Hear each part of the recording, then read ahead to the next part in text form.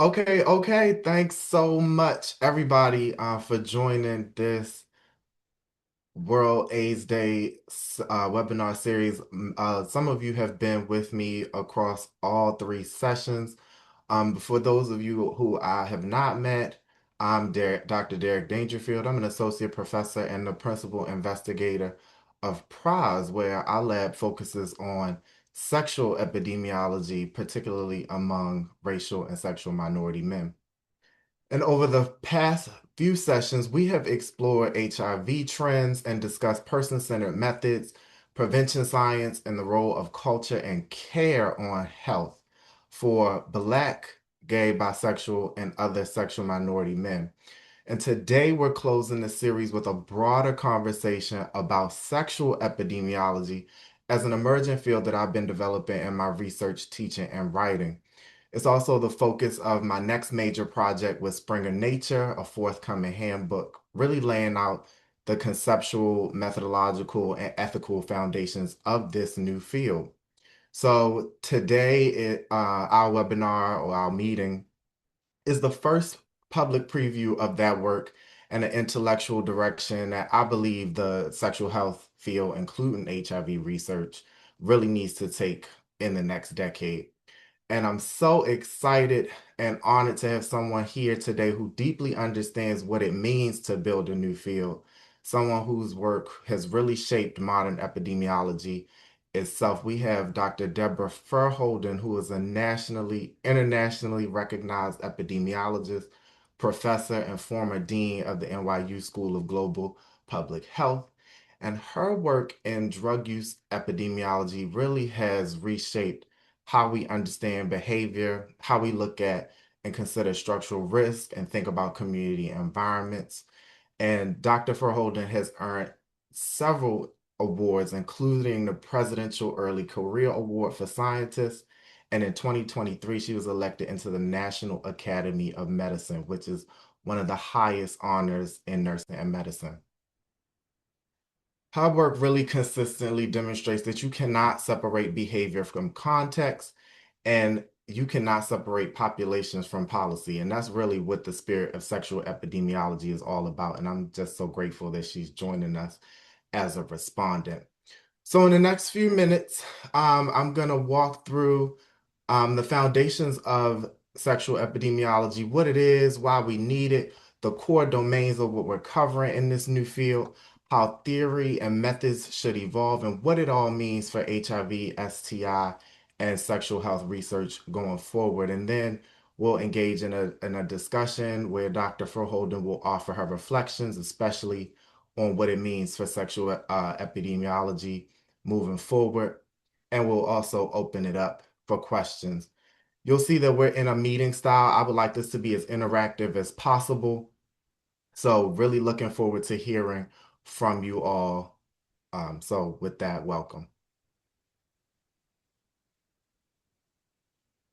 So what is sexual epidemiology? So for too long, sexual health research has been divided into silos. We have HIV epidemiology over here, STIs over here, reproductive health care over there, and social theory somewhere in the ethers operating in a completely different place.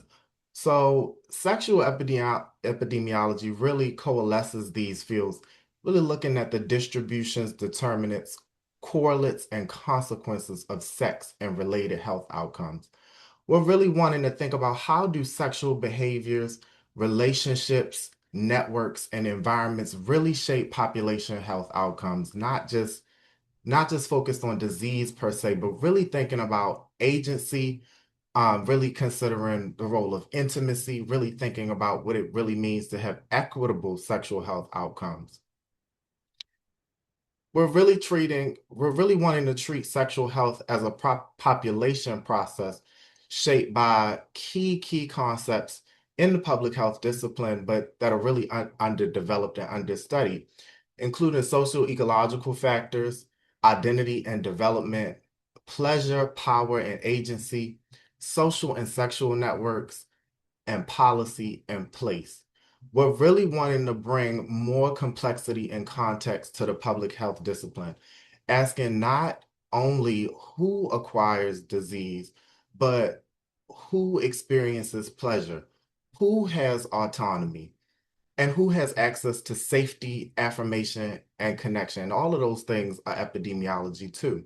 So sexual epidemiology really brings those things together, really to examine population dynamics and how those dynamics regarding relationship development and sexuality shape community and public health. In 2017, I published a narrative review on same-sex sexuality where we found that we're really missing some of the most basic but essential information needed to understand why sexual health disparities persist. For example, we often talk about so-called men who have sex with men as a homogenous group.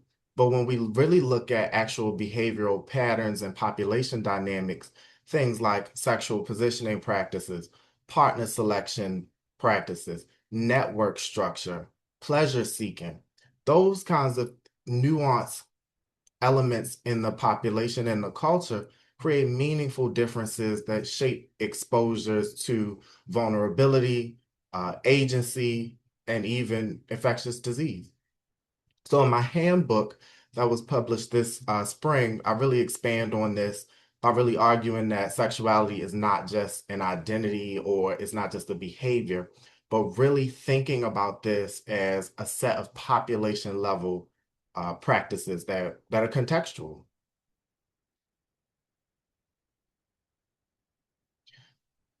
So why now? Why a new paradigm? Do we need new acronyms? Do we need new labels? Do we need new words? We need this field because the world is really changing faster than our frameworks. We're in a moment where we know that biomedical tools are highly, highly effective and novel, but unevenly used. We're talking about everything from PrEP to doxypep, injectable regimens. All of those things are unevenly used across subpopulations, and we're seeing prevention disparities and uptake of novel regimens are still inequitable despite these innovations. We also see that sexual networks are increasingly complex, and in some subpopulations, dense social and sexual networks complicate health dynamics and community context. And we also see that structural inequities remain salient and powerful, shaping our behaviors and outcomes long before anyone touches a clinic and sees a clinician. And so we really need to think about these things in context because the current tools that we have really can't explain the inequities that we see, and solutions in the sexual health world still remain misunderstood. So, this new field of sexual epidemiology really expands what counts in our analyses and how we should be studying population dynamics and health. So, for this World AIDS Day, we want to really make this new field relevant for everyone, from researchers to clinicians to communities. And this is highly, highly significant because for researchers, we really need a more unified framework for thinking about sexual health, as mentioned. For clinicians, we need to really expand what counts as relevant pieces of information in exam rooms when we're talking to patients, and we really need additional insights into these population dynamics and their associated health risks. We're still seeing in a lot of cases, especially in the sexual health world and HIV prevention, that it is actually the patient-clinician dynamic that exacerbates particularly PrEP uptake disparities among racial and sexual minority groups. So really thinking about how we add more nuance and understanding in clinical practice and care models. And for our community, we need to validate what we already know. We already know that context determines behavior, and really bringing this into a discipline is required to advance sexual health and HIV prevention. So really, this is an overview of thinking about methods and measures for this new field, considering theories that really help illuminate complexities. If sexual epidemiology is going to be a real field, it also needs real tools. We need theories that are sophisticated enough to capture complexity. We also need methods that reflect the way people actually live, the way they actually partner, the way they navigate systems, and thinking about novel but understudied significant measures that matter for real world decision making. So, thinking about frameworks including life course theory, socio ecological models, even sexual scripts, thinking about how people's sexual behaviors are shaped by norms, um, and even minority stress models to explain how some of these social ecological factors, including stigma and marginalization, really create stress, particularly for sexual and gender minorities. Some key measures that are understudied include the role of pleasure, and what that really means in population dynamics. Really thinking about agency, who has power, who has decision-making capabilities, where it comes from and where it goes. Thinking about trust, the understudied role of trust between partners, uh, where that comes from, trust between patients and clinicians, and how that impacts the healthcare dynamics as well. Stigma remains a salient socio-ecological barrier for many of our at most vulnerable community members.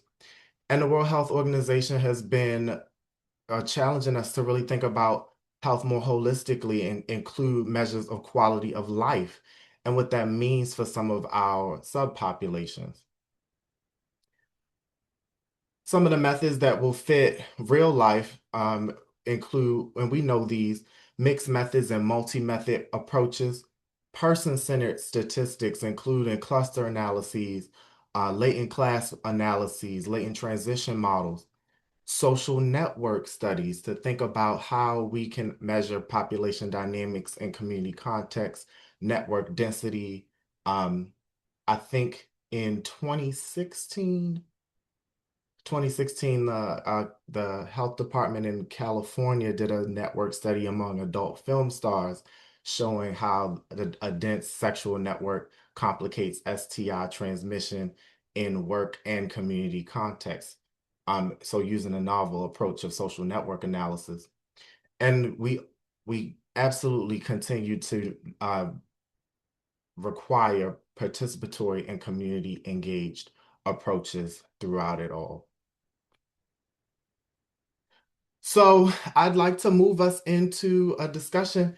If we want to go deeper into this work, in the meantime, the first step will be with my new handbook, Prevention Science and Targeted Methods for HIV Research with Black Sexual Minority Men. And this lays the groundwork for much of what we discussed, especially in chapter one, using Black gay men as a case population.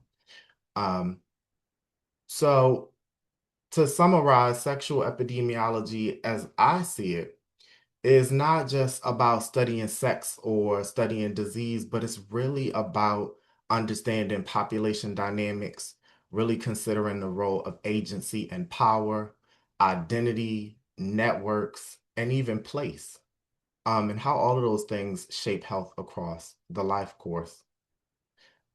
So one of the reasons I was so excited to have Dr. Furr-Holden is because drug use epidemiology has already done a lot of what sexual epidemiology is trying to do, which is bringing behavior, structure, context together on the scientific front.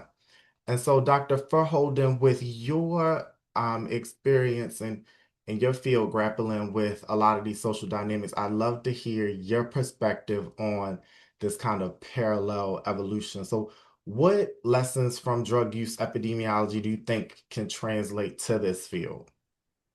So first, thanks for having me and thanks for doing the work. This is exciting work at an exciting time when it's really needed. Um, we learned something really important, I think, just in the work of basic epi, which is the data matters. Hmm. We need to have data. We need to, sort of understand the communities that we're working with. We need data to understand, are the things that we're doing working or not working, and for whom? Are they working differently for some people than others? And that's not just sort of in the world of risk and protection, it's also in how we distribute resources. Yes, yes, yes, yes. We had this opioid epidemic, and once it hit middle class white America, then it became an epidemic. And because we're both in Baltimore, we've Mhm. been dealing with an opioid crisis around heroin use and misuse of other opioids. But when it hit this community, all these resources got availed. And I thought, hip, hip, hooray, the money and the resources, and now bringing real science to bear Yes, is yes, yes. here. I don't care how we got here. I'm just glad it's here. Except when we actually then looked at the data to see who was benefiting from those interventions, who was Yes, benefiting from going right into treatment from the emergency department, who was able to get into funded programs, who was able to have community-wide naloxone distribution and things like yes, that. yes. We saw that, wow, the same inequities that we faced prior to the epidemic are also happening. So while we were celebrating this big decrease in opioid overdose death, Yes, it was yes. actually what was happening in white America that brought that estimate down. But in blacks and Hispanics, opioid overdose death was going up, right?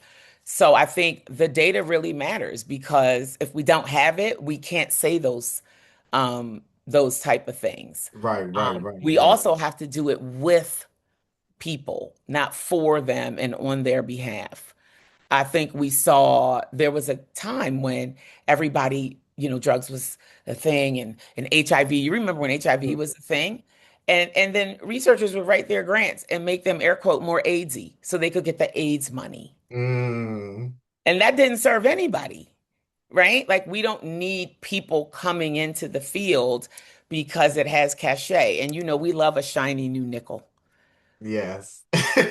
But if you're saying, no, this matters, and we're defining a field not to create more sort of helicopter researchers or practitioners in an area, but to really grow an area and a field that will overall improve health and opportunities for optimal health and vibrancy and thriving for everybody, we kind of have to be mindful of that. We learned that.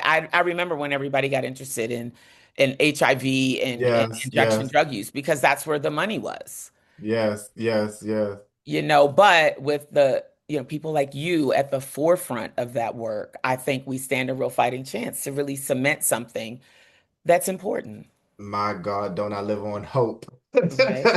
We can only pray, right? I mean, what you're talking about really aligns with, you know, the whole trajectory of where we've been and where we're going is really thinking about, okay, who are the people and what is it about the circumstance? This is where we really got started.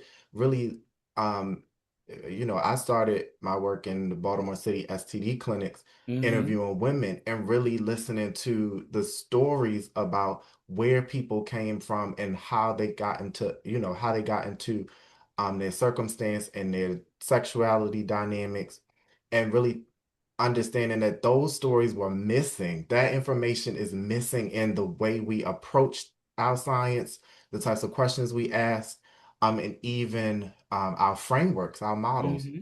Yep. And so one of the things that I keep coming back to is that for even from my early days working in the STD clinics, is that the measures really shape our reality, and what we choose to measure as scientists and what we don't really can reproduce the inequality. So, And how we measure it. and how The we do data is that. only going to Yes, be good yes, as the yes, data yes. we're acquiring. So, but this is why I think this inclusive process also and having communities that are impacted, populations that are effective, and I don't just mean in a negative way, right? In Yes, the drug yes. world, the language is always evolving. I have what are they? They're Gen Z kids, so they kind Yeah. of keep me hip and current and relevant. I can't tell you how I was that person as a younger substance abuse researcher and drug epidemiologist in the Hmm. field when people didn't know the difference between E and this because Mm, they just weren't like there has to be a real connection to the population and mm, not this sort of, and you know what we do in the academy, we sort of sit up in the academy and we come up with theories and other kinds of things. And you as a combined academic and practitioner know some of that stuff translates to nothing down on the ground floor. mm. I get it. I get it. Yeah. I get it. Yeah. What do you think about how we keep that at the forefront of the way we measure? Well, so I think one, there needs to be real, I would say, sort of incentives for people to kind of do the work, Yes, yes, yes. right? So let me take one step back. The first thing is, if this matters, we hold it as a value. Mm, mm, mm, And I know as a researcher, and I'm a researcher, I don't know that everybody here is a researcher, but, um, we're supposed to be hypothesis driven, not agenda driven. mm, mm, But mm, for mm. me, equity is a value. And we were doing the work, many of us, before there was funding for it, before we had Yes, even all the yes, yes, language for it, yes, yes, yes. right? And so it's important that if we hold it as a value, you keep doing the work, right? Now, I realize people have had to change websites. And I mean, there was like people went through grants, and any grant that had equity in the title or this or that, some of those things just got slashed. But for the people who are about the work, we keep doing the work. You That's true. continue to That be creative. And honestly, if somebody said, today, we're going to call this thing floofity flog instead of this thing. If that's what allows me to keep doing the work, okay, I'll change that title in my grant from that to floofity flog because I want to mm, keep doing the work. okay, okay, okay. Yeah. Yeah, that's a big part of why I even wrote the handbook. It's like a a a text. Like we don't have a one-stop shop to think about, these things in one place. So really pushing us toward tools that reflect people's lives and experiences. So, Yeah, and guess what? That's like edition one. That's the first edition, right? Lord, Like, Lord. right? Like this is going to have to stay current and relevant, and we need people to be able to do the work, Yeah. right? So we do need things like funding for this type of work. We are holding it as the people doing the work as a value, and sometimes society lags behind us. You know how long it took to Yes, get a yes, warning label yes, on yes, yes, cigarettes? yes. People used to walk the hospital and smoke on that you could smoke, the doctors would smoke even though Mm, we knew it caused cancer and some of these other things. But people who were doing that work, who were up against big tobacco, knew that it needed to be done and we needed to do these sort of basic things. So, mhm. yeah, So when we talk about some concepts, one, two that are really have really been salient in this emerging field is pleasure and agency. yeah, And these are central to not only sexual behavior, but really but have been treated more subjectively, I think, and have been considered unscientific. So we really need to treat these as with the same kind of rigor that we treat all variables that are typically studied. But how do sure. you see us integrating these without losing rigor? Okay, so the rigor comes from doing the work, right? Yes, yes, yes, yes. So the more we do the work, the more we learn. We used to measure opportunities for people to use drugs in ways that weren't relevant because Yes, like, yes, even in yes. national surveys, kids, it wasn't as hard to get marijuana as people thought it was. So if you just ask, oh, have you ever had an opportunity to do this? Really don't know what we're getting because we really don't Hmm. understand what opportunity means for them. So we had to become more specific. We learn that over time. And then we use the tools, some of the things you talked about earlier, to measure, like metrically, do these things actually map onto the things that we're Yes, hoping yes, yes. they map onto? Like, but it's in doing the work. And so we can't use the excuse, oh, well, we don't have validated measures and da da da. It's like, because we have to do the work.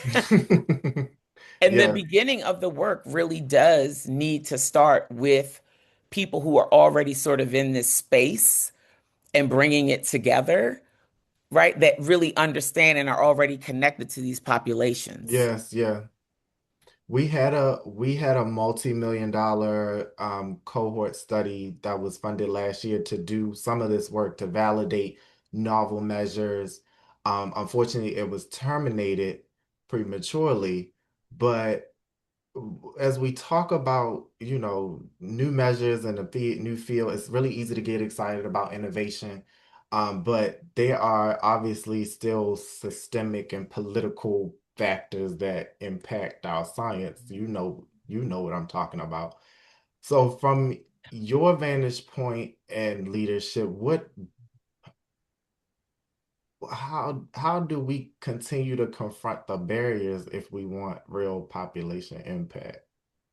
So you asked me about pleasure and agency, right? Yes, yes, yes, And the difference I would say between this field and sort of the drug field, we have, depending on what group you're talking to and what the whole climate and landscape and all of that, people have different ideas about sex. yes, But we yes, generally accept that sex is a part of life. And we have an area we look at and we call sexual health and like that. Over here with the drug world, there you talk about stigma. It was for a while just drugs are bad and anybody that uses drugs and people have yes, even debated. And we've had people yes. who've led major agencies who thought this is a matter of will. Yeah, I'll never forget when the drug czar, the head of ONDCP, said at our big drug conference, people use drugs because it brings intense pleasure on a sub-rational level. And I was like when he said people use drugs because, like, the world's greatest drug researchers in the room, bated breath, waiting to hear what he's gonna say. A man who's never done any of this, just, stop drugs at the border. And here he is leading a conversation about this. So we know that like it's more than risk and Yes. even protective factors, right?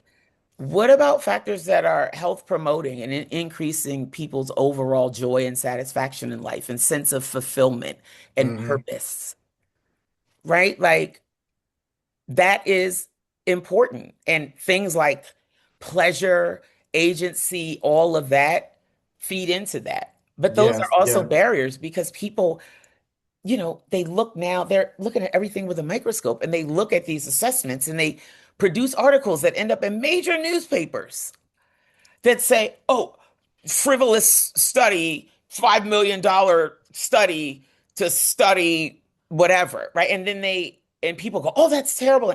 But they don't understand that this is the work that's helping us to actually improve health in our community, health for your children and what they're provided in school or not provided and things like that. Like I feel like the field is kind of under attack, if you will. Yes, yes, yes. And I never thought I had to be thick-skinned to be a public health researcher and a health equity researcher. I thought this was like for the nerds and the people that are, but you actually really contend with stuff now. And people Yeah. don't know they're operating against their own best interests. These are Yes. not frivolous things. These are important studies that have helped us to help our society. And the people who are benefiting are some of the biggest opponents. They don't even understand. They just get what they get. So I hope our communications and sort of public health's prominence, like in the spaces that matter where people are actually getting information, that we sort of grow that up too. I mean, I appreciate that. That really speaks to the mismatch between the academy, the medicine, and the community, which is what the entire found premise of my work is center on people and Yeah. what is the need, and and really having an awareness of that.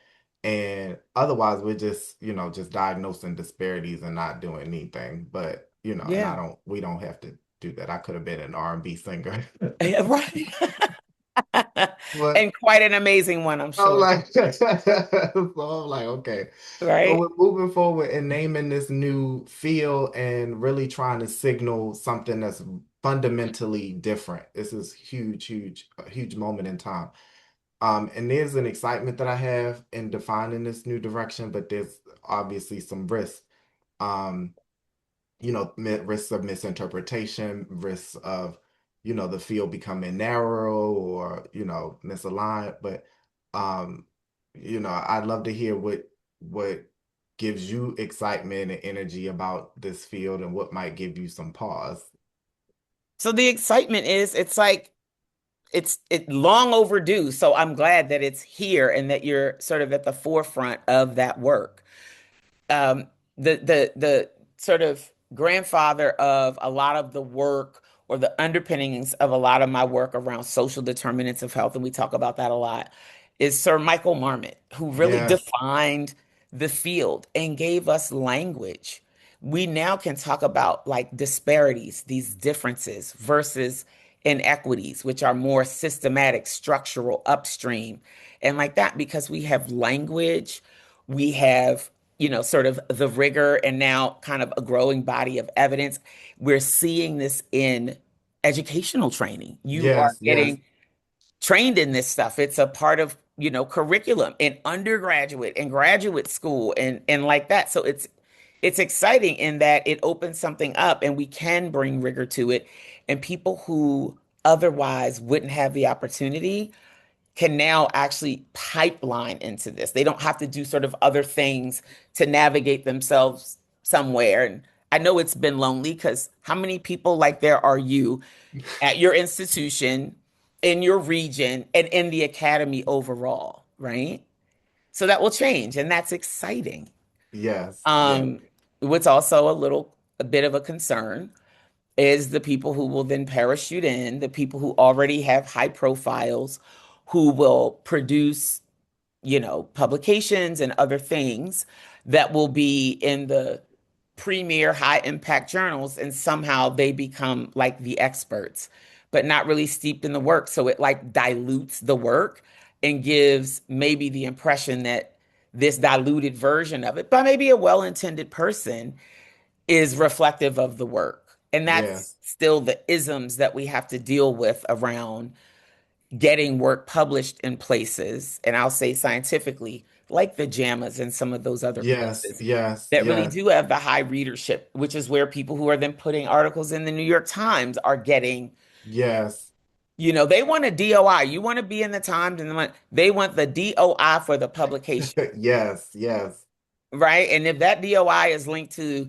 the journal of something no one really knows with low impact factor, the likelihood of you having the same credibility as Dr. So and so, who's almost retired, who published a thought piece in JAMA, would be different. But we need to hear your voice, right?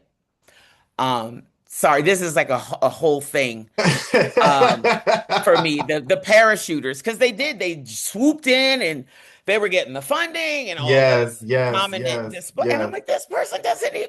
And then they would say things that were wrong. yes, yes, yes, But to others, it was like, wow, they're just so amazing. And this is all so new to me. And we're like, but the mic needs to be in the hand of somebody who can really give you something that maybe you can then take back. So always a concern, but we've learned how to do that better and how to yes. push up against some of that stuff. I mean, my hope is that sexual epidemiology is really a field of justice. It's like it's a field of not just gatekeeping, but really Sure. incorporating these elements that we talk about, but are really understudied, and underdeveloped. Um, and I don't want a gatekeep. I want an inclusive, Yeah. for lack of a better term, an inclusive community of scholars, clinicians, practitioners, and community to help advance this field and really help identify, next steps going forward. Yeah. So I want to, at this point, I want to open it up to the audience and get some feedback. Do we have any questions, comments, concerns? Um, this has been great so far. Feel free to also use the chat. My name is Dr. Janine Anderson. I'm an assistant professor in the College of Nursing. at the University of Tennessee Health Science Center. And I wanted to ask your thoughts about something you said earlier, or it was two comments that you made that I was putting together.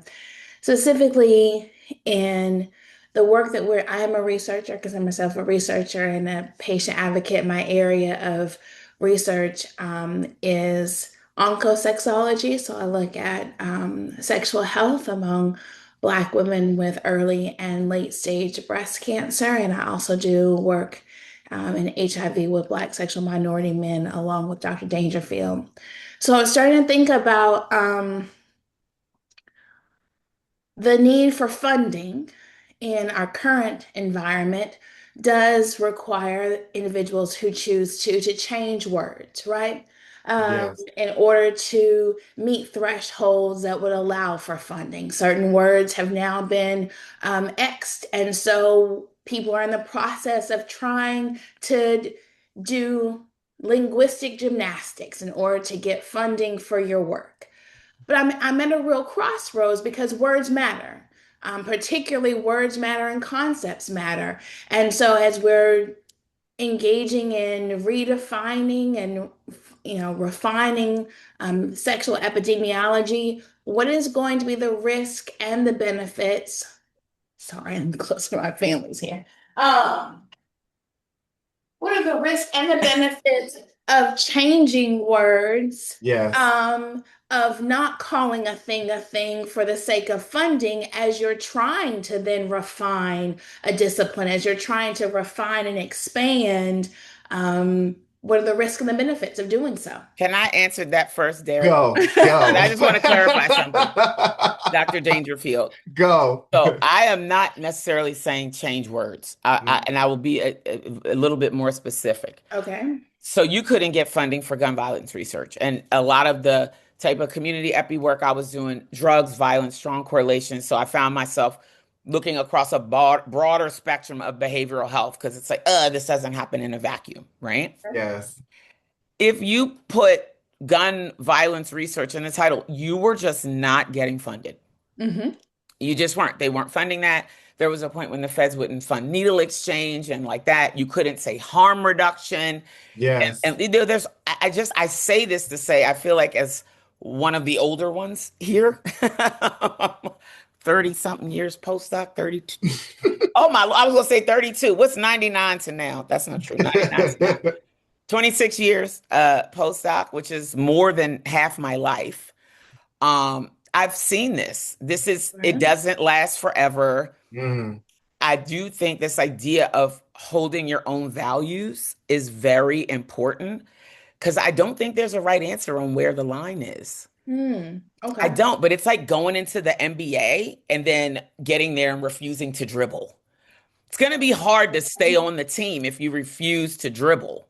Okay. How yeah. you dribble and if you go down fast from the court, my basketball analogy will fall off soon, but Right. like that is like what you have to figure out. And that's why I think a community is so important. So you Okay. have other colleagues in the field who are at the forefront of the work, hashing some of this stuff out. What shall we call the baby today? And I don't Mm. think there's a right answer, but you do have to be able to look at the person staring back at you every morning when you brush your Mhm. teeth. And that matters because before you Yes. were that, you were Janine. How do you, what's your I'm Janine. Janine? You were Mhm. Janine, and you still gotta go to sleep, wake up, live, and die, Janine. Right.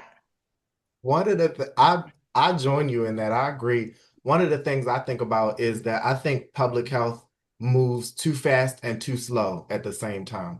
I Mhm. think on one hand, we do not have a strong grasp of what the words meant in the first place. So Okay. we didn't we don't I don't think we really know what I don't really know if scientifically it matters that the words have changed Sure. because Mhm. the dynamic culturally is still not understood no matter what you call it. And so and we hadn't been studying that in the first place. So we need to continue studying those cultural dynamics that involve language, community, and context with the same rigor no matter what it's called And we need to figure out how those concepts map onto key frameworks because we weren't doing that well either. If that makes you and I hashed out the theories all day and night. Yeah, I think I'm just, and I don't want to take up the space, but my concern, because I've been on the end to your analogy that I don't want to dribble. I'd rather just pick a different sport, okay? Because although to your point, Dr. Dangerfield, we haven't necessarily fully interrogated concepts well. If you don't want to call environmental racism, let's just use that, Yes. then any output, anything that comes after that is going to be even further diluted, even in your analysis, because your foundation wasn't calling the thing that you did know well. Some of the isms we don't have to redefine again. So if we're not using the isms or systems of oppression well, if we're not having that as a very clear base, then how we redefine what pleasure looks like for different populations, how we redefine pleasure seeking or engagement in healthcare necessarily starts even further behind because what we did know we didn't use as a baseline for our analysis is all I'm saying. One of the things I do enjoy about this work is the writing. And I'm not tired of dribbling in that way. I think that the best thing we can do, we have to keep writing about it. We have to keep talking about it. And if you leave the team, then the story is gone. The story's lost. Yeah. And if I could add, I think Janine is making a really excellent Mhm, point. mhm. And these are the conversations to be Yes, had in yes, the community and figure out where, no, in order for us to have any authenticity, we got to call this thing this thing. yes, yes, Like yes, it's yes, some for things we sure. got to call this thing this thing. For Otherwise, sure. I'm not interested in that thing y'all trying to have it be in For sure. For like that, sure. right? And just specifically, we talked about community violence. That's what most earlier career firearm researchers, the big umbrella. That's what was in the title of the grants.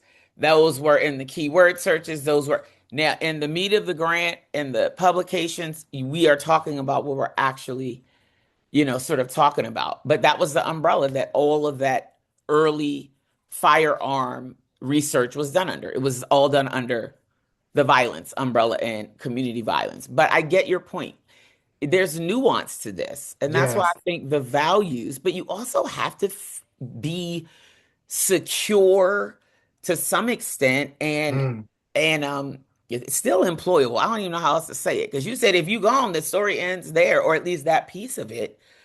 You know what I mean? And I don't have the exact answer. I've Mm. aged out of some of my rebellion only because there's another way. And I'm really trying to work within systems and structures and perverse incentives for promotion and tenure and things like that, while you all keep grappling with some of this other stuff. But you don't stop grappling, and you can have a line with certain things and say, this thing has to be called this thing, or it ain't, there's no point.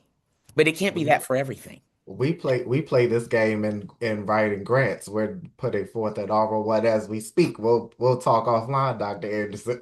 Yeah, but your point is well received. Mhm. It Thank you. is well received. And Thank if you. you switch out of basketball and hockey, you got to do this, and football, you got to pass, and you like it. No matter where you go, there it is. The thing Absolutely. underneath of it that's always operating is always operating.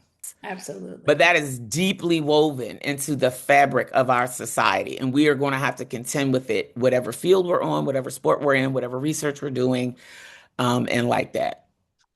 Well, Yeah. thank you so much for your comments. Other comments, questions, thoughts?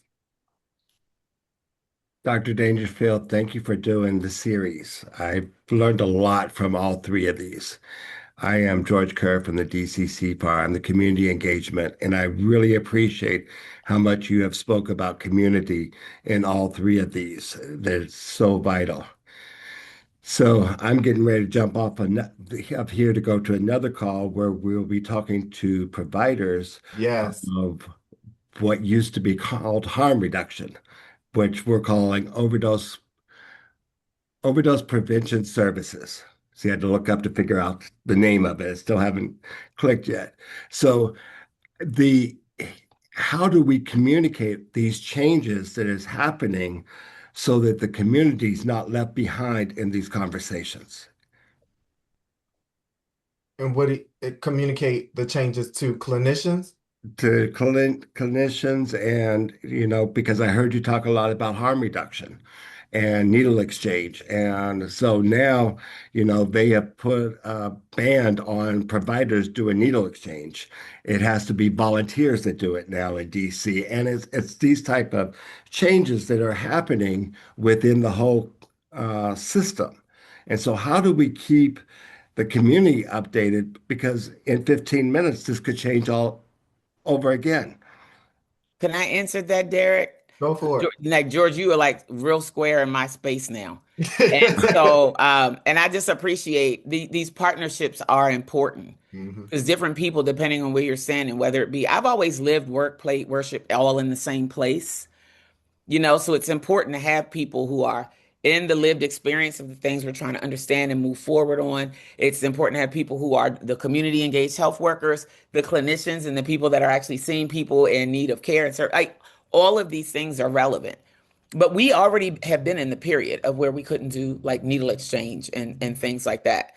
These ongoing bi-directional information communication exchanges are critical because we're talking about informing community, but it was the people in community who were telling us about emerging drug Hmm. trends, Hmm. Hmm. Hmm. Hmm. literally about the name and the stamp on the baggie of the stuff that's out on the market that we think is, out in the community now that's contributing to this immediate spike we see in opioid overdose death and things like that.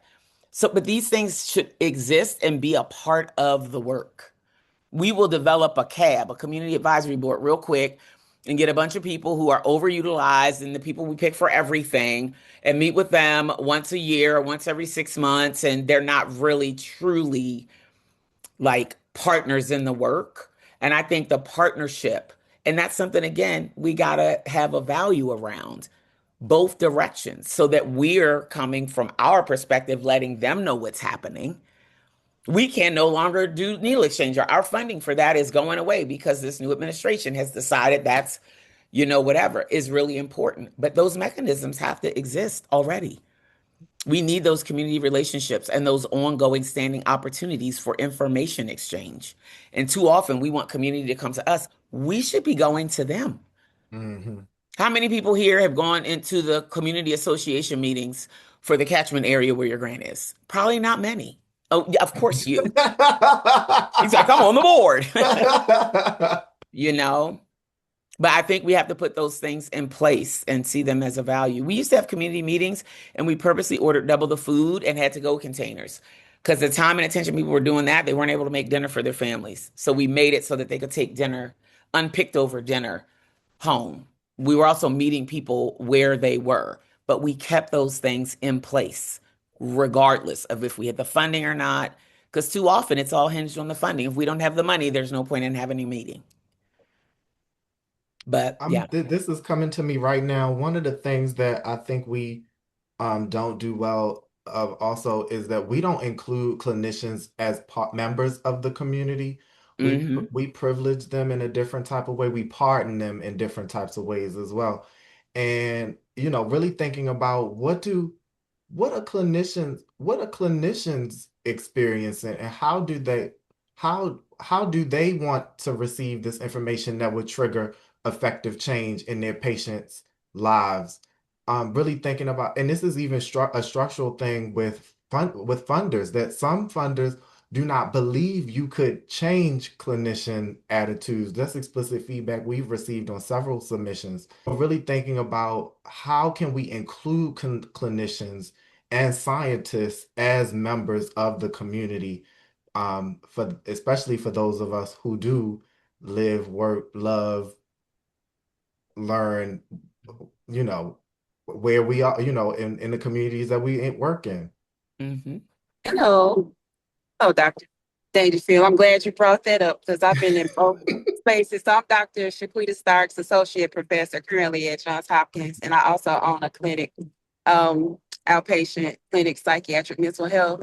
And I think that that is the key to stay connected to clinicians. I'm in both spaces, in Yes. education, in the clinic. So the last grant I wrote, when I was at Emory, we included the community in the creation of the grant and the creation of all the interventions that we were going to do. And we got the language from the people. So Yes. from what I learned is that the consumers, the customers, they don't care what you call it. You know, the euphemisms that we create make us feel better. It makes the funders feel better. You know, it makes them feel better to call racism something else, but it is what it is. So the thing is to stay in close communication with clinicians who are boots on the ground with the changes in the language so that Yes. that is communicated to the community. They don't care as long, but they care about the services. They care about being treated ethically. They care about, having the services that they need. Whatever you need to call it, you know, the people who they rely on to do the work, they rely on you to figure that out. But the people that receive the services, they don't care. Like when they went from calling homeless people to houseless, they do not care. They do not care what you call it. And I understand what Dr. Anderson meant as well. When we dilute the meaning of words, it does change the way we, investigate these things. So it's important as a clinic, as a scientist and as an educator to call a thing what it is, because Mhm. it does change a lot of things. So Mhm. I agree with her. I'm still not out of my rebellious stage yet. So I'm with you, Dr. Anderson. I think that, words are important. And if we have to change sports, and, I'm down with that. But I think it's just important to stay connected to the community and the clinicians to co- always translate that language, consistently. If you have to do it, as much as, every year. Upcoming next year, we're having a presentation at the International Society for Psych Nurses where we're reclaiming and relooking at the definition of DEI, what it meant, how it started, and how it's evolved. So we're continuing this conversation about how things have changed, but how we're looking at it and calling it something else, but really not changing the meaning. Yes, yes, yes. No, Thanks. and no more talk of changing teams. We going for the championships over here. We're not done yet. I mean, I appreciate your sentiments, and one of the things that I wrote about in my prep autoethnography, that was published in 2023, was illuminating a lot of those dynamics around. No, sometimes the scientists and clinicians are too focused on the words and not the experience. That, I write about how, there may be a lot of emphasis on trying to classify someone in the right way, rather than providing a truly holistic and healthy healthcare experience. And how do we bridge those gaps and bring in clinicians, community, and researchers all in the same space to really promote this landscape is really important. I think we have time for one more comment. This has been great. Thank you everybody so much so far. There is a question in the in the Oh, comments. how do we reach y'all came to school today. How do we reach young people regarding sexual health and well-being? There are many young people who have no education about STIs. Huge, huge, huge.